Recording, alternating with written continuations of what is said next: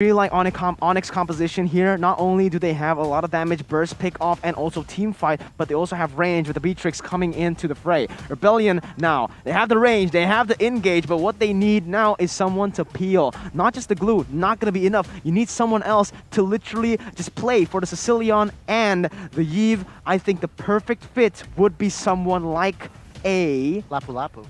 Or Barats. I was gonna say Barrett. Or I feel like the glue needs to be put into the XP lane. They go for another roamer here.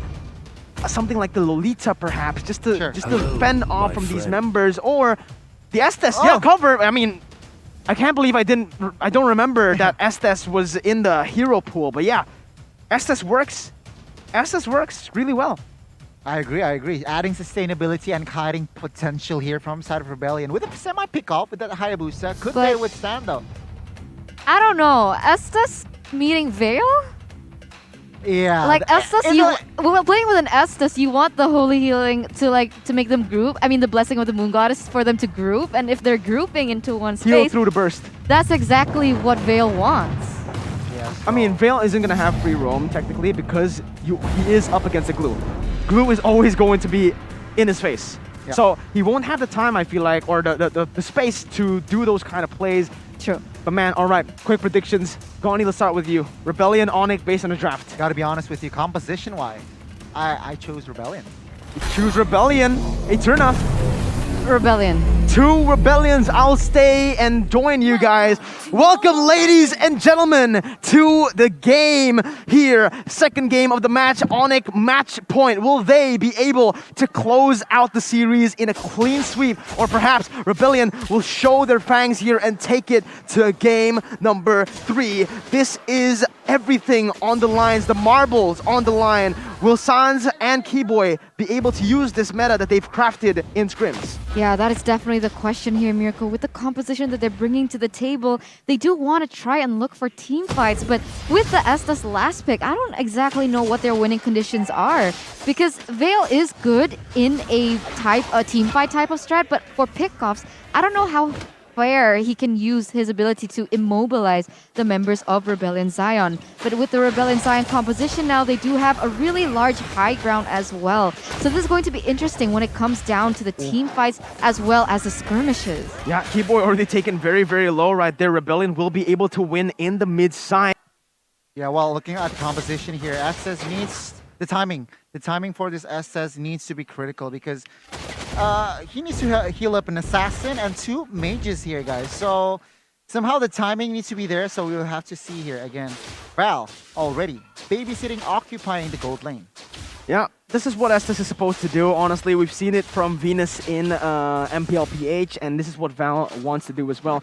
Just play for B-roll, give him some space so that he can scale properly. Again, we understand that Onic will have the winning lanes in the early stage. Keyboy opens up the map a little bit too late. The timing was not there because B-roll was able to get away scratch-free. Yeah, the issue is the Sicilian is going to have a really hard time with the mana, so we can already see a lot of recalls being placed down from the Sicilian, and that is going to give a lot more pressure than CW already has on that Beatrix. But as I speak, something might be brewing here, but not just yet. It does seem like they are still trying to go for the neutral objectives, and I think this is exactly what both teams want to play for. They want to be playing for the early game and snowball from there. Yeah, it's going to be CW flickering forward, getting the kill, and that's first blood. Presented to you by Samsung Galaxy A Series. B-roll going for the bad impact, going for CW. Will he be able to take on to connect the bad impact? Unfortunately, the answer will be no, as Onic pick up a kill and the first turtle of the game. Dyron also losing lane in the top side. Yeah, this is exactly what you mentioned earlier, them losing on all fronts. And you can see how low they are, and they're actually forced to recall very early on in the game. And this relieves the pressure that Rebellion Zion is thinking to have, and it gives Onic Esports especially the space for them to start looking and start to initiate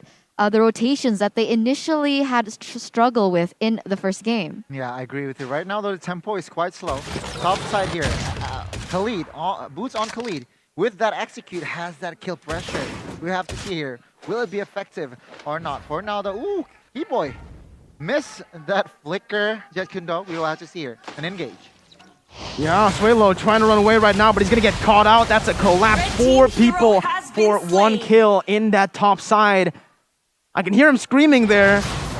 But yeah, I mean, Rebellion Zion losing right now 2-0. They need to just play, wait for the moment, because a 1,000 gold lead is not the end of the world. Yeah, it can instantly be traded back as well. They just need to think about the timing, right? 45 seconds on the clock for the next turtle. So something is about to brew, and as I speak, someone actually gets picked off very, very early, and this actually is a really good thing for Rebellion, knowing that the turtle will spawn in under 30 seconds, and this might be the amount of time that they need to take this objective.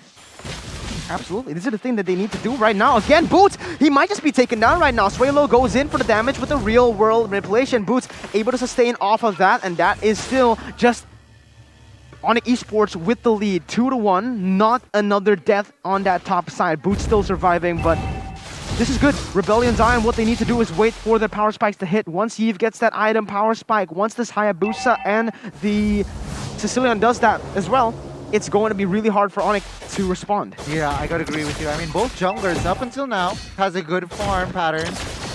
There was no deny rotations whatsoever, and Onic wants to claim this next neutral objective, and Rebellion Zion will not be able to contest. Yeah, they're really quick in their rotations. They really want to be able to set this up, knowing that with the Sicilian, it is kind of difficult for them to contest these things unless the Sicilian is fed from the get-go. But we can already see a little bit of pressure from Onic, not allowing Beetle to take any other lanes except the gold lane. Because usually when we see the Sicilian, we see him being fed from a lot of areas so he can stack up really easily and that he can already have an impact in the mid-game. But unfortunately, this is not the case, but wow! Oh, Keyboy goes in for the way. The Dragon able to kick Val back into the team, but it's going to be the blessing of the Moon Goddess baiting it in. Surfeit Lance gets caught. Keyboy is taken very low. Fearless goes in for the Shurikens, unable to connect, but it's going to be the Shadow Kill to finish them off. CW trying to run away. Beerus with the snipes. Bad impact connects, and Rebellion have equalized. They're looking for the turret in the bottom side as well. Rebellion with the early game. This is exactly what we said. This team dominates from the early game to that mid stage. Yeah, this is exactly what they need as well. Being able to feed some kills onto Beerus is going to be a huge impact as well as factor in the later team fights in the later stages. Yeah, I completely agree with you. I mean, that build-up from side of Rebellion Zion, I feel like Onic Esports, they overcommit too long in the bot side. They occupy that lane too long, and Rebellion Zion able to punish. Oh, Keyboy going in, where the Dragon going to be able to connect onto Val, but the blessing of the Moon Goddess once again will be able to bait away the members. Beerus goes in for the bad impact, on connecting onto Sans. Fearless goes in for the Shadow Kill. That's a kill picked up. They're looking for more. Not going to be able to. That's an outplay. Surfeit Lance gets another on the board, and the gold has been equalized once more for the side of Onic. Yeah, both teams are trying to, initiate their winning conditions in terms of team fights, right? Val is able to create a lot of miscalculations and bait a lot of resources from the side of Onic Esports. And this also allows Rebellion Zion to go into the backside to do what they can. This real-world manipulation is starting to become a really big issue for Onic Esports. Every time they want to go for a team fight, the real-world manipulation gets popped off, the damage is there, the utility is there. So what once we expected from Sans as well as Surfeit Lance, it isn't as evident as it should have been. Yeah, I agree with you. I mean, Rebellion Zion here with the items. Take a look. Ice Cream 1 already for Swalo, and Lightning and Clock of Destiny for Beerus. So expect damage, expect Beerus for team fights right now, especially they claimed the bot side here. The last turtle finally claimed by the side of Rebellion Zion.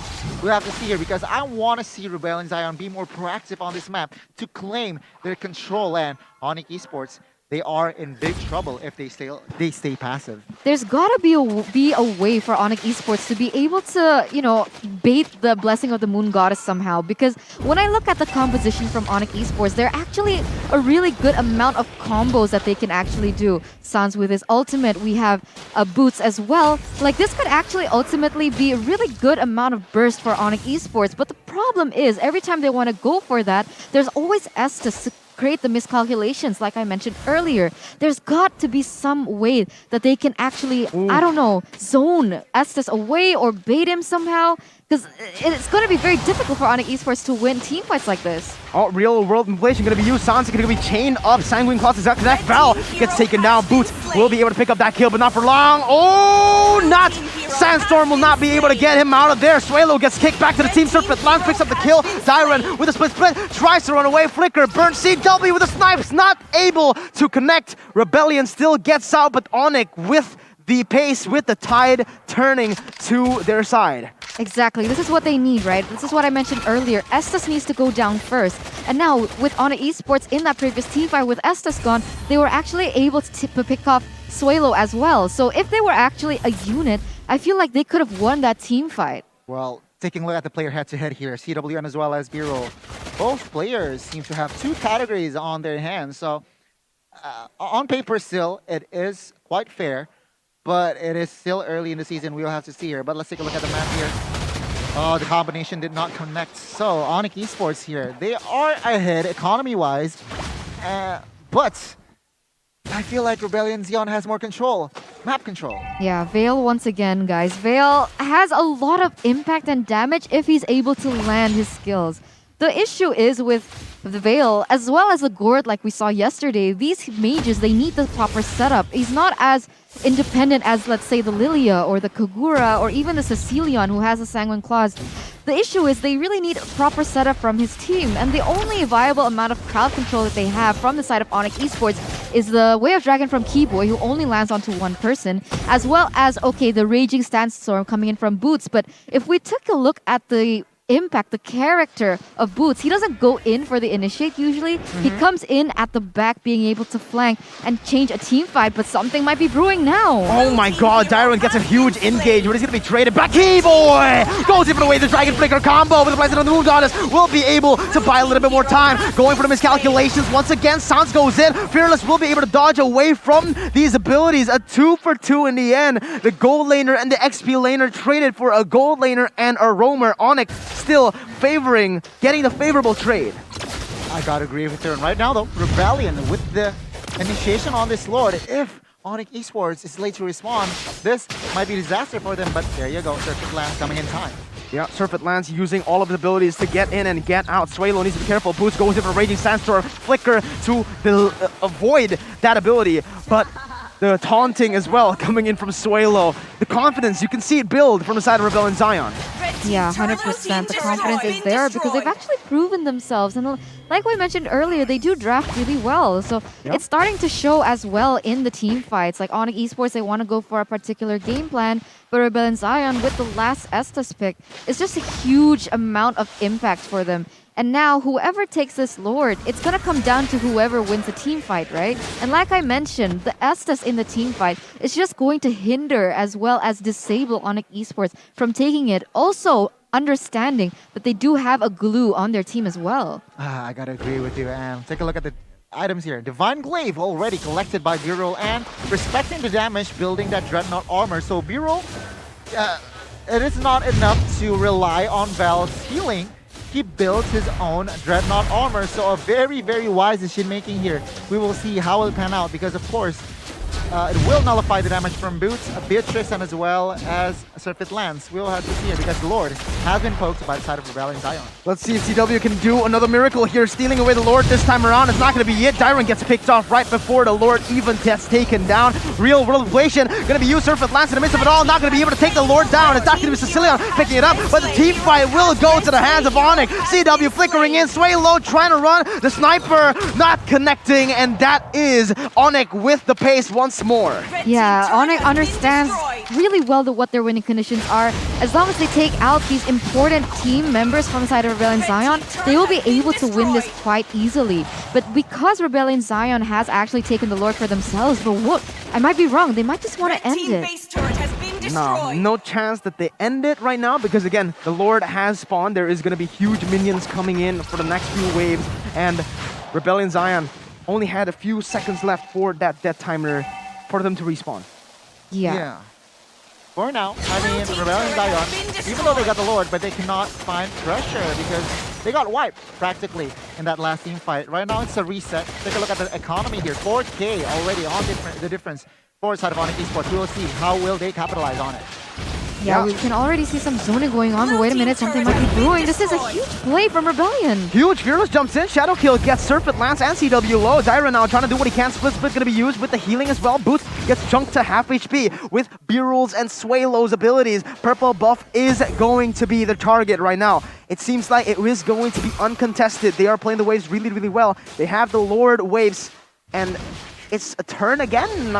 Technically, when we're talking about the gold, it's still heavily favoring Onic Esports. 3,000 gold lead. Boots goes in once more, trying to deal some damage, but that is not going to work, man. Val is on point with a healing. Player gold as well by Living by Mandiri shown up in the right corner. Boots gets Chong to half HP. Raging Sandstorm used defensively to get out of that situation. Another turret goes to the hands of Rebellion. Yeah, you could see Rebellion actually understand how they can actually win a team fight. They were buying time, waiting for all the ultimates to get popped up off again.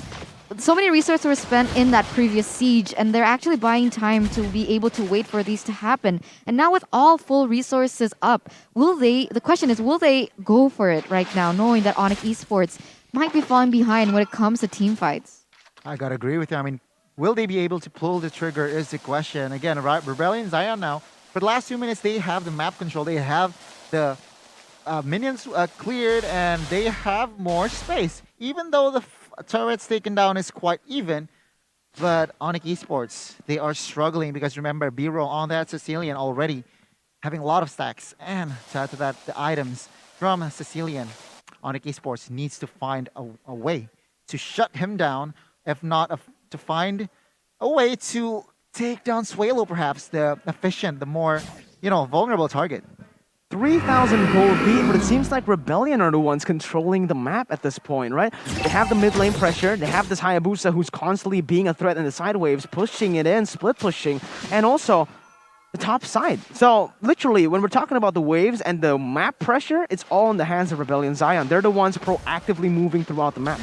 Yeah, I have to agree with you. You can already see some setup coming in from Onic Esports, though. They are trying to look for something here. But whoever gets this lore, this is going to be huge. And we can already see Val using his healing. So already some baiting in terms of resources from the side of Rebellion Zion. Fearless gets it down. It's going to be Dyrant taken away as well. Raging Sandstorm used defensively once more as RBL look for more on the board. The Lord has been taken down, so no need for any more aggressive movements. No need for the greed to come through. They've taken the Lord and now they can use it to get more in this game. Man, this is a scary new Rebellion Zion, right? Like, we saw them play yesterday and they weren't playing this disciplinedly. The discipline, the clean-cut rotations, their decision-making is really on point. And actually making Onic Esports our champions of Season 8 look kind of frayed out as well as scattered. Yeah, it's going to be the Evolved Lord spawning right now. Boom, there you have it. For the side of Rebellion. Wait, why isn't it spawning? Wait, okay, it's gonna be. What the heck is that damage? Wait a minute! Real revelation into that bottom of the screen.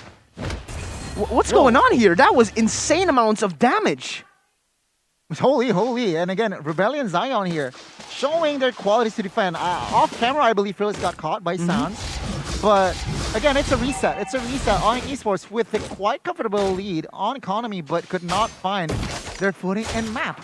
So again, Val with the Purify not in hand, but now he has that Winner's Truncheon. Wait, what happened to the Lord? Was it taken down that quickly by Boots in the top lane and the bottom lane? Yeah, it was actually, I guess so, but it's going to be another fight here brewing. Yeah, it was taken down by the Beatrix and the Lancelot up top, so it was really fast. Yeah, the camera wasn't pointed there, so we didn't really see it because there's always action here in the camera. So at this point, right, it feels like a stalemate. Rebellion Zion can clear, however, it can clear really well, but so can Onic Esports with Beatrix and Lancelot. That's the thing. The damage is so equal. In terms of items, are there any significant differences here? Honestly, Dominance Ice is a key factor, but I've only see this item on Keyboy, which is quite a surprise because I feel like the Boots needs that to build that Dominance Ice as well. Remember, nullifying, negating the potential healing from Val is key. And take a look from the other side here. Anti-Kiras for B-roll, Val, and as well as Darren, respecting the physical damage output coming from the side of Onic Esports. A very, very well-rounded, wise choice here from the side of Rebellion. All right, Rebellion once again opening up the map. Keyboy does not want to go for the kick onto Dyrant. They are just clearing the waves, waiting for setup. 18 seconds left for the Evolved Lord to spawn in the Land of Dawn. And it seems like Rebellion Zion will have still the better map pressure to play with. Yeah, this is definitely the calm before the storm, Mirko. A lot of things are going to be happening in the next few seconds. And for Onic Esports, they really need to be able to take out this Estes. I think I keep saying this over and over. This Estes causes so many miscalculations, so many spends of resources that can be calculated, can be exploited from the team of Rebellion Zion, being able to withstand in terms of a very prolonged team fight. But on the flip side, Rebellion Zion also really needs to be careful of the damage output coming in from CW. She has been free farming really well, but whoa! Sway low, no, that's a mistake. The Blessing of the Moon Goddess can't save you now. Val is going to be next on the chopping block. A lot of damage placed. Winner's truncheon for both of the members, but look at Suns! Perfect positioning. Dyron and Fearless left. Now, will they be able to defend? It's going to be Dyron kicked away. The Dragon Phantom Execution. Everything and a kitchen sink thrown at him. He tries to survive, but in the end, it's going to be him taken down. Surfeit Lance jumps forward, goes in, and that's the kill. Picked up by the sniper. CW. One fight is all it takes to turn the tide. Onic Esports have done it not just in game 1, but game 2 as well. A clean sweep for the defending champions. 100%. That was exactly what we were waiting for. One team fight could actually win that fight, and this is exactly what Onic brought to the table. Congratulations to Onic Esports for winning this match, but also very, very nice try by Rebellion Zion.